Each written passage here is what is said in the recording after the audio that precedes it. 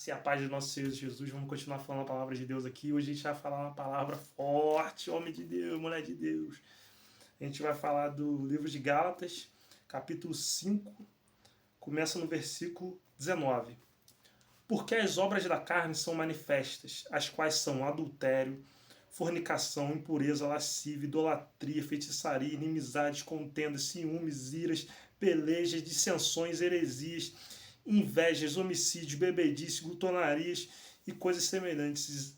E estas, acerca das quais de antemão vos declaro, como também já antes vos disse, que os que comem tais coisas não herdarão o reino de Deus. Então, gente, olha como é que é forte essa passagem, falando, né, quais são as obras da carne, que nós somos alma, carne e espírito. Então, o espírito milita contra a carne. A carne, ela quer sempre as coisas mundanas, as coisas da natureza carnal. A carne sempre pende para o lado mal. E o espírito sempre ele pende para o lado de Deus. Quanto mais carnal nós tivermos, mais longe de Deus a gente vai estar. Entendeu?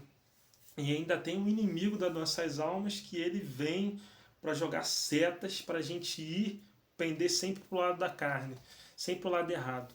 Mas, começando com essa introdução, eu quero dizer o seguinte, que a gente precisa se posicionar, entendeu?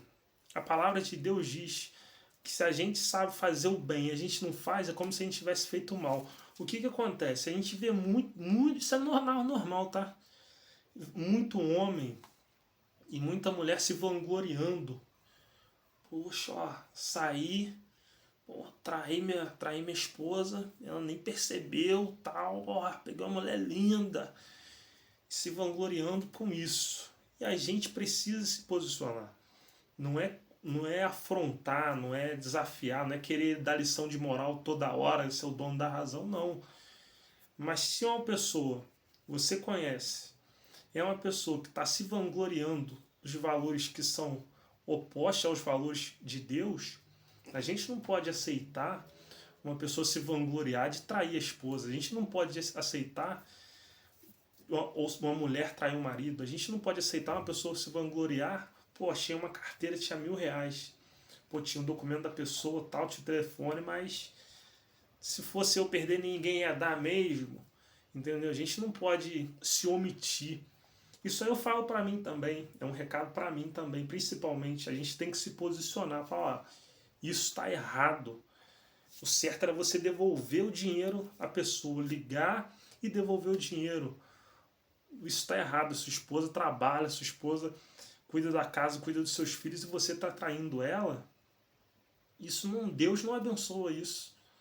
Deus ele odeia a traição, entendeu? Então é o momento da gente se posicionar, porque hoje o certo está virando errado e o errado está virando certo. Muitas pessoas escutam o que é errado e com medo, principalmente os homens no meio do futebol, fui criado no meio de futebol. Se um homem casado ou namora, ele trai a sua parceira, a sua companheira, ele se vangloria disso. Ele pega e fala assim, poxa, peguei uma mulher linda e tal, sei lá o que. E as pessoas ficam com medo de repreender se está errado, cara. Não, isso aí não é certo, não. Com medo das pessoas zombarem dele por falar o que é certo. Entendeu?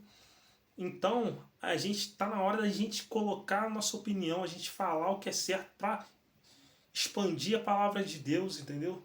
Porque hoje os valores estão trocados. O certo virou certo, o certo virou errado, o errado virou certo. Então, vamos nos posicionar assim como João se posicionou.